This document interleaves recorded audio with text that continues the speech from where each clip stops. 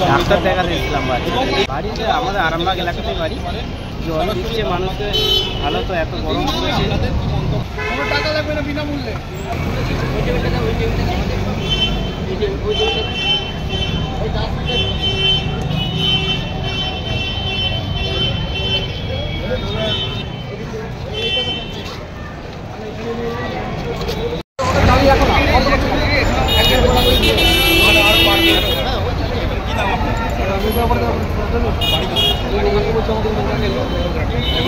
একদম জল পান করে নিন, জল যতটা জল পান করলে অনেক জায়গায় জল পাওয়া যাবে।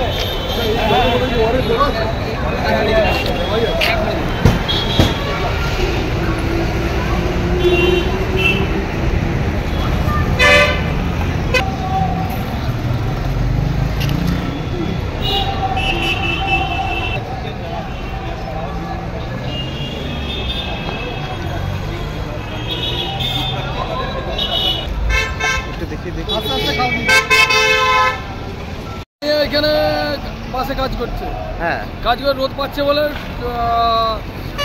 বলার চেষ্টা পাচ্ছে, বা ওই জন্য তাদেরকে ছুটে সরবরাহ নিতে। কোথায় নিতে এলেন? আরামবাগ বাস স্ট্যান্ডে। কারা দিচ্ছে? স্যারেরা, পুলিশ। পুলিশ পুলিশ প্রশাসন থেকে। আপনি গাড়ি চালান? আমি হ্যাঁ বাসে কাজ করি, কন্ডাক্টারি করি। আপনার কি নাম? হ্যাঁ কি নাম? আমার নাম তরুণ কর্মকার, বাড়ি গোঘাট। আমরা এখানে বাস স্ট্যান্ডের এখানে এমনি একটু ক্লিন ওয়াটার, পোর্টেবল ওয়াটার আর একটু ওআরএস মিশিয়ে আমরা চেষ্টা করেছি যে পথ চলতি মানুষকে তীব্র দাবদাহের হাত থেকে বাঁচানো। আমরা চেষ্টা করব যতটা বেশি থাকে।